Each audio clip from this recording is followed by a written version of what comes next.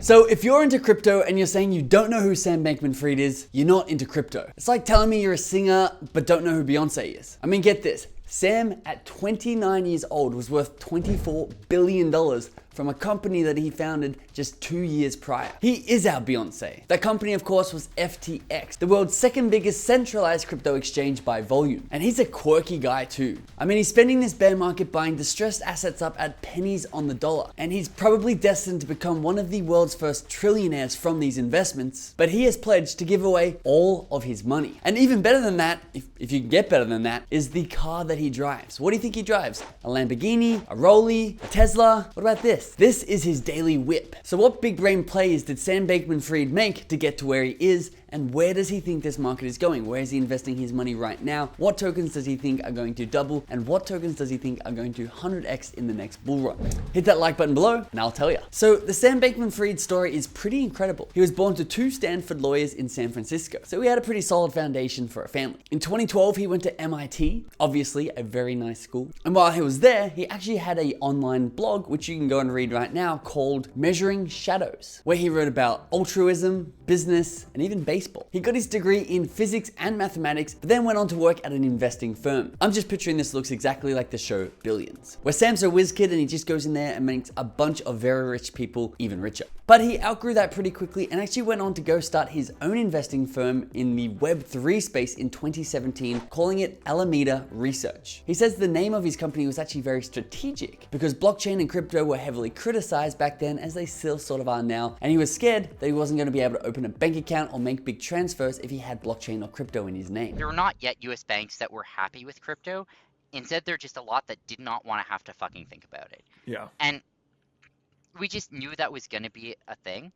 And that if we named our company like Shitcoin Day Traders Inc., like they'd probably just reject us for the bank account. Totally. Now this is when things get really interesting. SBF, that's Sam Bankman-Fried, and Alameda had their first really big break just months after starting the company. That was a Japanese USA arbitrage on Bitcoin. The price of Bitcoin at that time in Japan was trading 10% higher than the price in the USA. You may think, why, how is that even possible? Shouldn't it be the same around the world? Well, it is now because you have arbitragers who are evening it out. But back then it was really hard to get your Japanese accounts set up, take money out of the country. So there was actually room country by country to make a spread. I think Korea even had a 25% spread in their Bitcoin price. So Sam spent weeks setting up this operation to the point where he could trade $10 to $15 million of Bitcoin every single day through this arbitrage. Japan was trading like a 10% premium or something.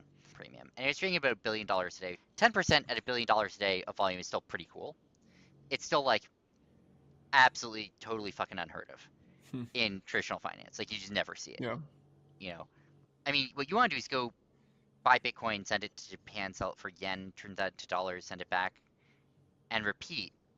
And this would profit him $15 million for his fund in just 2 weeks. An absolutely brilliant move for a kid in his mid-20s. But funny enough, this was such a small amount of money compared to his next big move. In 2019, Sam progressed onto where he currently works. And by currently works, I mean started the company and is CEO of it, FTX, the second largest centralized crypto exchange in the world. Which to me, the craziest thing about this is he launched this company just 3 years ago. How Sam got into this, he said he saw a very lucrative opportunity where everybody was eventually going to come to Web3 and crypto, so it was a massively growing market. And also he said the products at the time weren't very good and he knew he could make a better product. Sam actually says the best metric that he made a better product than any other crypto exchange out there is the fact that no exchange that was started after FTX was up and running is in the top 30 crypto exchanges by volume. Sam also is a vegan. He moved to the Bahamas and he sleeps on a beanbag under his desk. Super fun. But let's get to the real juicy stuff that I know you're here for.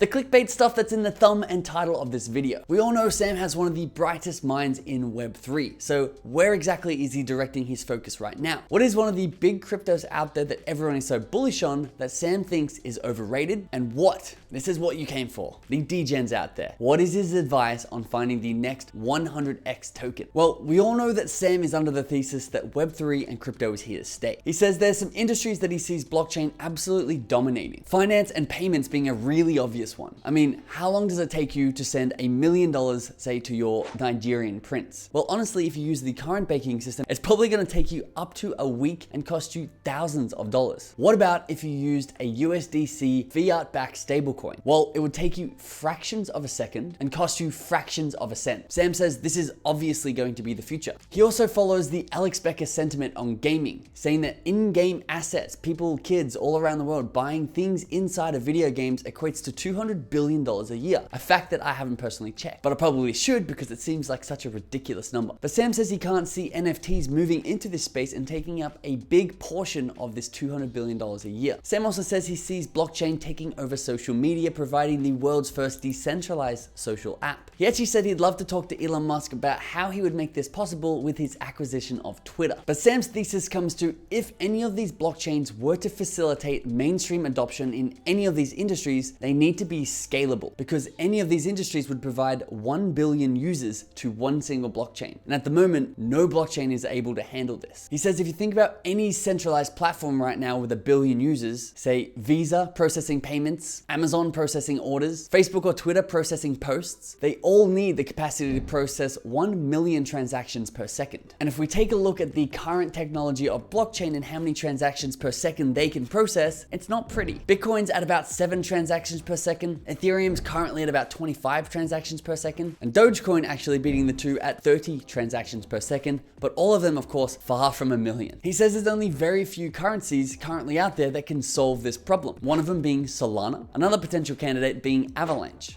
He also says he's looking at a lot of layer 2 solutions that can help solve this scaling issue. Let's take a look. One thing that I've thought about a lot is what are the blockchains that could scale to that level, that could scale to millions of transactions per second in a composable native way. I think I've been on the record a lot saying that I think Solana has a real shot at doing so, which I think is really exciting. I think, there are other tokens out there as well that are aiming to scale quite a bit. Avalanche is one of them. But I think that is really the thing that I look at the most. Awesome. So what is that big cryptocurrency that I hinted at that Sam Bankman-Fried thinks is overrated? Well, the answer might surprise you, because you're probably thinking it's Bitcoin. That's what I thought, at least. But no, Sam's actually somewhat bullish on Bitcoin. He says he can actually understand the sentiment out there that Bitcoin could become the world's digital gold and take over the gold's market cap. He says this is probably lower in probability. Say it's got a 1 in 10 chance of becoming digital gold and matching gold's $12 trillion market cap. If Bitcoin's current market cap is currently at just 3% of gold's $12 trillion market cap, which it basically is, it would actually be a good bet to make. So what is the token? Well, Sam actually thinks Ethereum is quite overrated, mainly because what we described earlier, its inability to scale. Although Ethereum 2, if that's ever to come, does propose some pretty high transactions per second. I'll let Sam explain. Do you think Ethereum 2.0 is going to fix some of these problems? It's going to take a different approach to them. What it's going to do is use sharding. And there are pros and cons. That the pro is that it's easy to parallelize there, right? It's easy to get up a number of threads at once, each computing different things. And so that probably will bring down blockchain costs, bring down, confirmation times quite a bit. The cost of this is that there won't be native composability between transactions on different shards. And so if you imagine taking a single order book and sharding it, it doesn't really work. Right, someone puts out an offer at 5,000 for 1 ETH, and then 2 people on 2 different shards both want to buy that ETH. They can't do it, right? Or at least one of them can't do it. So they're not on the right chart to do so. And so that sort of is the cost of sharding.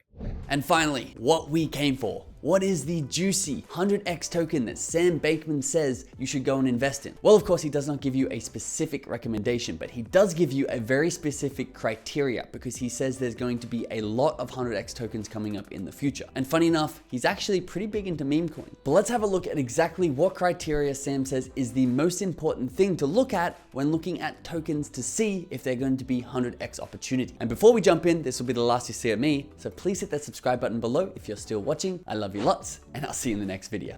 Well, one thing, again, to note is never ever put more than you're willing to lose into something like that, right? Like, no matter what you're investing in, it could absolutely go down by 90%, right? That is a risk, and that's a risk that you should be cognizant of.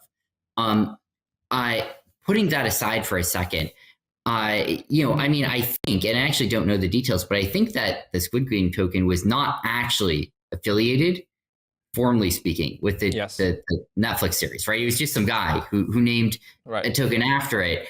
I'm not even sure that's exactly legal. Like there may be some IP things going on there, which are not exactly kosher.